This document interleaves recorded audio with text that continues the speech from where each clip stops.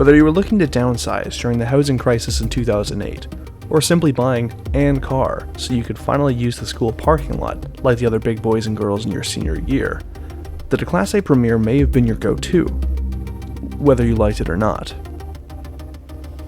When polled, it was found that 8 of 10 people answered unfavorably. In fact, one specific individual told our interviewer to, quote, "leave me alone, or I'll call the police this time," end quote. Alternatively, the 2 who answered more favorably on the program happened to collectively own 3 of them, confirming to us the car was, in quotes, not a complete pile of junk. Declasse has accomplished many feats with the Premier, few of them impressive, but feats nonetheless. Did you know Declasse pumped this car to Canada for a whole 6 years before realizing that nobody wanted them? How about the fact that the Premier was snubbed of its own market by the Asea and outsold by the Merit, both of which came from the same company? What about the fact that this compact sedan broke expectations when it came out with a 4-liter V8? As a standard option. The story of our Premier begins in much the same way as the other participants of this mid-2000s American automotive wasteland did.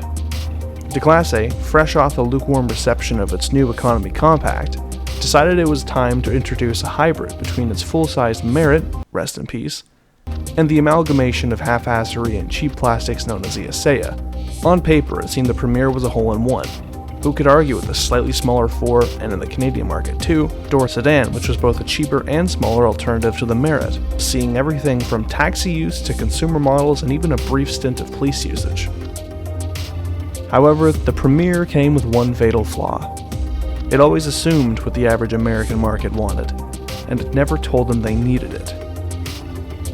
A slightly smaller but nearly as roomy sedan did little to impress the people before the economy took the big plunge. Ironically, this ensured that Declasse's reasonable sedan was on more used car lots than dealerships. Thus, when the market came to choose between $2,000 and $20,000, history writes itself. Production was axed after 2010, and the Asea was left to clean up the rest of the market. And now, a moment of silence for our brave boy. Moving on, the Premier is like the car version of a cable TV program, the ones with the really cheesy radio advertisements, and you're sure 80% of the ratings come from TVs people forgot to turn off, or don't bother changing in waiting rooms. There are many things one might prefer to do before having to drive a Premier. These tasks could include completing tax forms, attending jury duty, or even going to the dentist. However, I personally would prefer to drive a Premier over writing about one. There's hardly anything to say about the Premier because there isn't much of a legacy.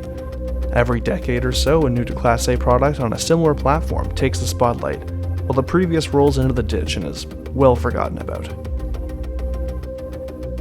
You might be able to rattle off about the litany of safety concerns and factory recalls the Premier faced in its 6-year lifespan, but there isn't much else you can throw at it. Truth is, the Premier doesn't care if you like it or not, and after a while, neither did Declasse. The Premier might have dropped out of the public sphere faster than an internet trend, but at the end of the day, it never stopped the car from eventually dominating the streets and roadsides all across North and Central America. You're alright, Previan or whatever your name is, you're alright.